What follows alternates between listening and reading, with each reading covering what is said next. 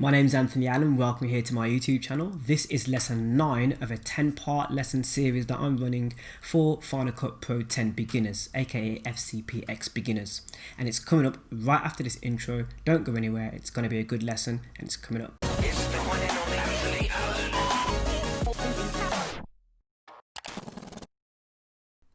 Hello there, my name is Anthony Allen. You're tuned into part 9 of this 10-part series tutorial for Final Cut Pro 10. In this lesson, we're going to be covering titles, inserting titles, and also changing the look and feel of your titles, and having a look at what's available too.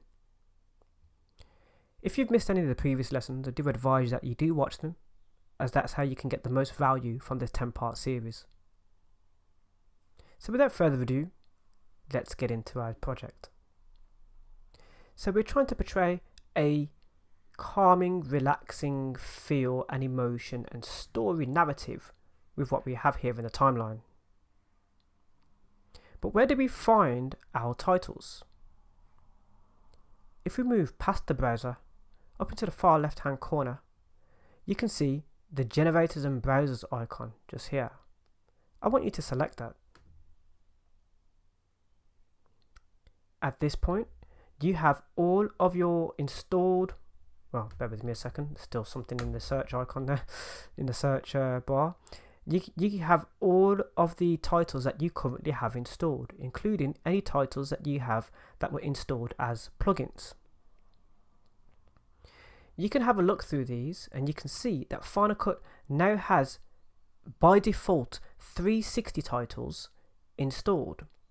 360 titles are titles that can be used for a 360 video. For example, VR, Oculus sort of videos. I've also taught how you can create 360 video, but that is not what this video is about. We're going to be tackling titles. So let's scroll through until we find a suitable title for our project. You can scroll or you can use the search bar like shown before previously with the transitions and the effects panel. With the titles, you don't actually have categories to search through by default. You have the normal search through one category. Now we want something that has a little bit of light to it. So let's have a look at lens flare. Let's drag the lens flare into the timeline. The title works as a layer, but you can actually use the title on its own in the main part of the timeline. For example, if we go to the same lens flare title and we drag it into the main part, you see it changes its look and feel to indicate to you that you are dragging into the main part of your timeline. You can also adjust the size of your titles, and when you click it, it populates in the inspector, but you have an extra inspector for your titles. You have the title inspector. This in some cases will allow you to turn and toggle on and off your built-in transition. For example, this lens flare transitions built-in is a lens flare moving across the title, and an outro transition. You can toggle these on and off. You can also change the font for the text.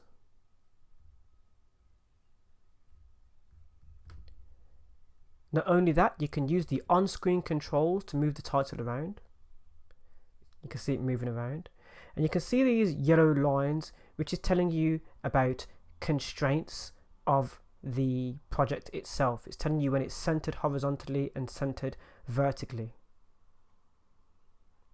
If of course that is something that you're looking for, and you're looking for that crisp sort of constraint to your text on screen. Let's type the word bliss, or let's type the word waterfall.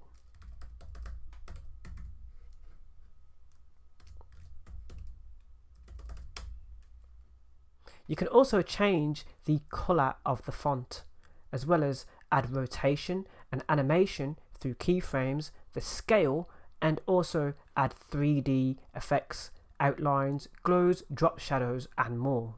Going up to the top of the title inspector here, you can actually select fonts that are pre-made or fonts that you have saved. For example, this matrix font is one that I have made. There are also the 2D styles that have been made by default by Final Cut. I do like this one. Slightly a little bit too thin. That's nice. You can then change the colour of this, which is the face. So if you show the face, you can change the colour of your font.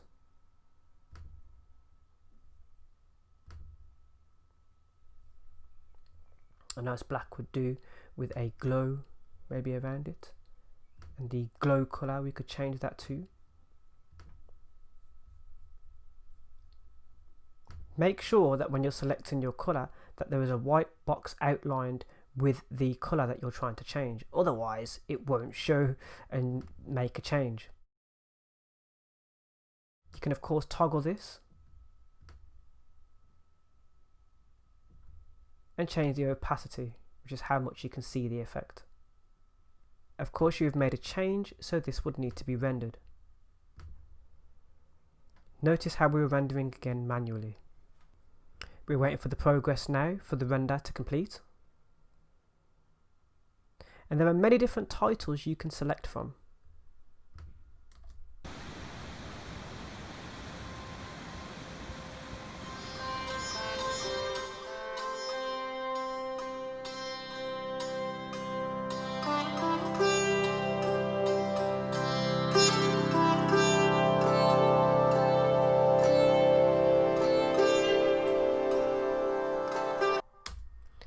A nice thing that you can do there is you can create a different type of transition by dragging this further along so it carries over until the next clip, which would actually make that effect a lot better. But you can see the narrative coming together, and that is just a little sample of how titles work. Of course, every title has different attributes that you can change. We have shown you a title within the main source of the timeline. Titles can have backgrounds too. So for example, if we drag this into the main source of the timeline, you will notice it has a background with it. Each title is different, so of course there are different elements to each title. This has a background to it, others don't. They can have transitions. And that is a brief tutorial on how titles work within Final Cut Pro 10. For our last lesson, we'll be having a look at rendering. If you've enjoyed this lesson, part 9 of part 10 for this Final Cut Pro 10 tutorial, give me a thumbs up. And of course, hit that subscribe button for more. I'll also be teaching other video editors and showing you how things work within those editors as well. So it's well worth hitting the subscribe button. I'd love to see you in the next video, and thank you for watching.